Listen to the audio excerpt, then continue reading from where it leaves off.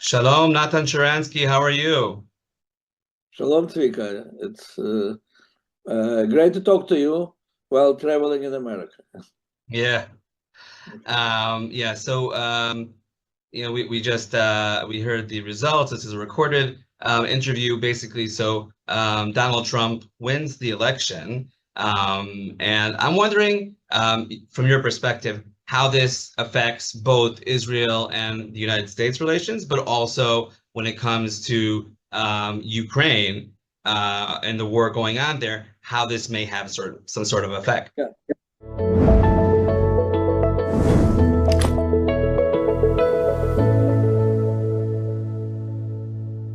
Well, look, the common wisdom is that elections of Trump can be good for Israel and bad for Ukraine. But first of all, I always thought that it's not exactly the situation, and I saw that in the last weeks, my Ukrainian friends and the leaders of Ukraine also are changing their opinion, and I'll tell you why. Well, it's true that Republican government always would like to limit the spending of the money abroad, and that's why one can think theoretically they should be much less enthusiastic about spending a lot of money for the weapons in Ukraine. But on the other hand, it is very important for the world when American president is strong. And I want to remind you that Ukraine was invaded. First of all, Crimea was invaded after President Obama showed his weakness in Syria. And even Americans agree that that was the case. And second time, Putin went with big aggression to Ukraine after President Biden showed his weakness in Afghanistan. And I know for sure that that was one of the arguments when it was discussed in Russia, that now Americans will not be involved in any wars. So the fact that the weakness of American presidents is encouraging the enemies of freedom, that's proved fact. From this point, I think there is better chance that now Putin will be ready for serious negotiations with Ukraine in case if Ukraine will be pushing these negotiations. So I think there is more chance for stability in the areas of the conflict. And no doubt what Israel, with the record of Trump during his first leadership, with all the problems which Trump's presidency brought, it brought some very powerful historical decisions in favor of Israel. And now when we need support of America in the most difficult and long-lasting war in our history, definitely it will be an important fact. But I mean, there are, definitely different reports and analysts who would say that President Trump is close with Putin, so maybe that wouldn't be good for Ukraine. I mean, it sounds like you disagree with that assumption, and you're pretty much saying a strong American president, Yeah, I would say that objective factors are more important, and we saw that the moment America looked as a weak one, it's encouraging for aggressors, and for sure it's encouragement for Putin. We saw it in the past. So that's why I think that is more important factor than the fact that President Trump had some naive ideas that he can see things with Putin eye to eye. That's for sure. Okay. Okay. So, and when it comes to Israel, so I mean, we've heard his rhetoric in the past, I would say a few months, definitely a few weeks, where it's not exactly the same thing we heard during his 4 years of presidency. Obviously, also appealing to the Muslim vote in America. He has not only a Jewish son-in-law, but also a Lebanese son-in-law. And and JD Vance speaking of not necessarily having America, attack in Iran, whether Israel being attacked. So it's a very American first type ideology in some sides of the campaign. Other sides are, the Republicans, like the pure Republicans, are very pro-Israel.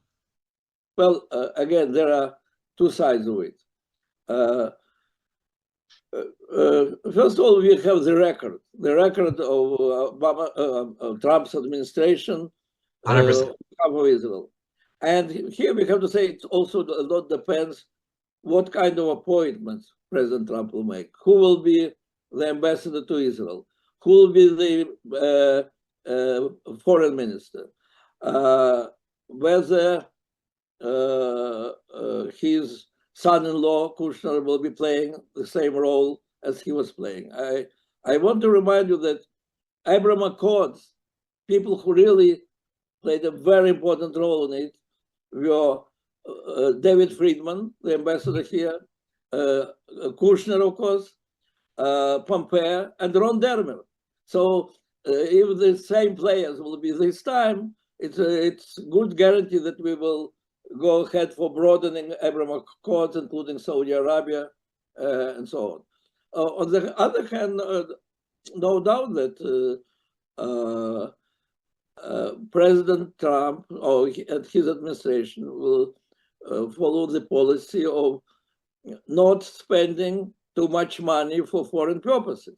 So it depends whether this money will be used effectively. So yes, it is very important that we will prove that money which I invested in our army are used well. And I think we have a good record about it. Right. And just maybe one last question regarding, you're in America now, and you were chairman of the Jewish Agency, so you have all those years of connection with the American Jewish community.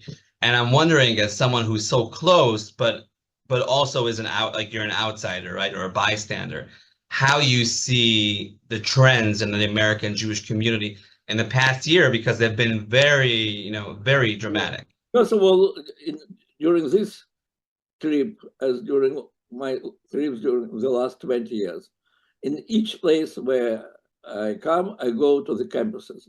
I yesterday was with McGill University. Tomorrow I'll be with Berkeley. The day after tomorrow I'll be in UCLA.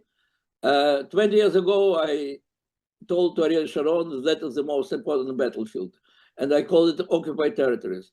Then it was a metaphor. Today it is not a metaphor. It's really just yesterday I was listening. I remember you going to campuses. I remember maybe with Michael Douglas after he won the Genesis. Because you also established the shlichim on campuses. Well, 20 years ago I started this program as the head of Jewish Agency and developed it. At this moment we have 100 Israeli shlichim on American campuses. And of course, I visit and watch. Just yesterday, we spoke to the students of McGill, and they were showing the pictures of vandalism, of hooliganism, of breaking dozens of windows and vehicles in the campus with often anti-Semitic attacks.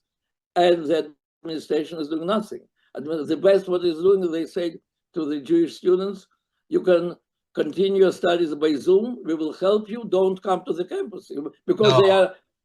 Yeah, well, because they don't prohibit them, but they say we cannot guarantee. It's hooligans. What we can do behind closed doors, though, they won't say. We will help you. You will pass exams by Zoom. You're risking yourself by coming to campus. And here it's also very important. What will be the position of the administration? In general, both administrations, both sides are against it, but it's not enough to be against. Washington has to start cutting the budgets of those universities which are not fighting against anti-Semitism. And no doubt that is one of the biggest concerns of American Jewry, what is happening with their children in universities.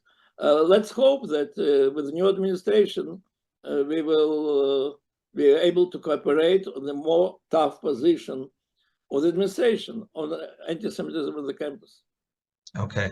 So, Mr. Natan Sharansky, thank you so much for your time and being with us. I know it's late for you, so thank you so much, and let's hope for good news Yeah, let's regarding hope for good news for Israel Israel and for Ukraine. And it's and for Ukraine. important to understand that both wars are wars for the future of the free world.